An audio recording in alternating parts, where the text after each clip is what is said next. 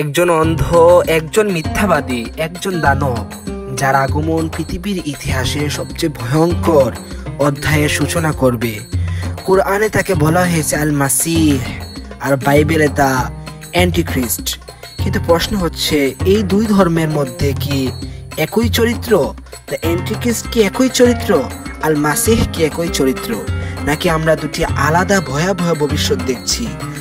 আজকের faith in history এই বিষয়ে ডকুমেন্টারিতে আমরা খুঁজে বের করব পুরানো হাদিসের দাজ্জালের পরিচয় কি, বাইবেলে যাকে বলা হয়েছে অ্যান্টিখ্রিস্ট, তার গুণাবলী কি, দুই চরিত্র, এই দুই চরিত্র কি আসলে এক, এবং মুসলিম ও খ্রিস্টান উম্মতের জন্য এই বার্তা কতটা গুরুত্বের দাবিদার।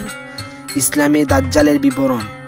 হাদিসে বলা হয়েছে দাজ্জাল হবে এক চোখা, তার একটি মাত্র চোখ থাকবে, তার কপালে লেখা থাকবে কাফির। সে হবে অসাধারণ ক্ষমতা সম্পন্ন, মৃত্যুকে জীবিত করার মতো শক্তিও তার মধ্যে থাকবে, তার সাথে থাকবে জাহান্নামের আগুন এবং জান্নাতের পানি। কিন্তু প্রকৃতপক্ষে সবগুলি হবে উল্টো। রাসূল সাল্লাল্লাহু আলাইহি সাল্লাম বলেছেন, তার ফিতনা এত ভয়াবহ হবে যে প্রত্যেক নবী তার উম্মতকে দাজ্জাল সম্পর্কে সাবধান করে গেছেন। বাইবেলে অ্যান্টিখ্রিস্ট সম্পর্কে বলা হয়েছে, বাইবেল বুক অফ রেভেলেশন জন 2 অ্যান্টিখ্রিস্ট এর উল্লেখ আছে এক ব্যক্তি যিনি নিজেকে ঈশ্বর দাবি করবে, মানুষকে বিভ্রান্ত করবে অলৌকিক ক্ষমতা দিয়ে। তিনি হবে মিথ্যার রাজা, পৃথিবীতে মহাবিপর্যয় আনবে। তার আগমন হবে এন্ড টাইমস, আর্মাগেডন যুদ্ধের আগে, যেটা বাইবেল অনুযায়ী আমরা জানি।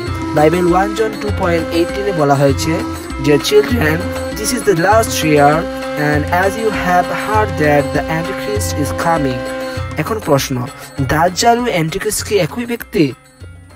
উভয়ের মধ্যে মিলগুলো লক্ষ্য করুন।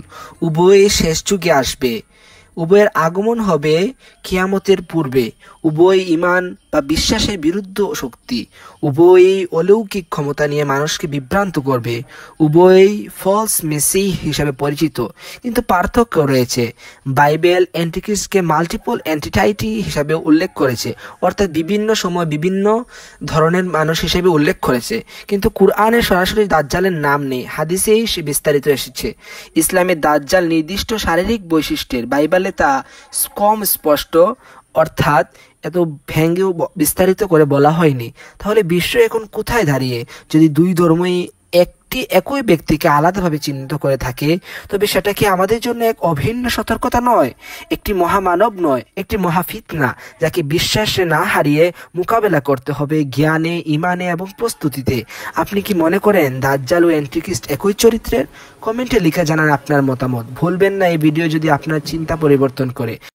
আর হ্যাঁ, দাজ্জাল থেকে বাঁচার জন্য এবং দাজ্জালের ফিতনা থেকে রক্ষা পাওয়ার জন্য 10টি উপায় আছে, যা আমরা আমাদের একটি ভিডিওতে আলোচনা করেছি। এই ভিডিওটার লিঙ্ক আমরা ডেসক্রিপশনে দিয়ে দিব এবং এখানে আছে, অবশ্যই এই ভিডিওটা দেখে নেবেন সবাই। ভালো থাকবেন, আসসালামু আলাইকুম।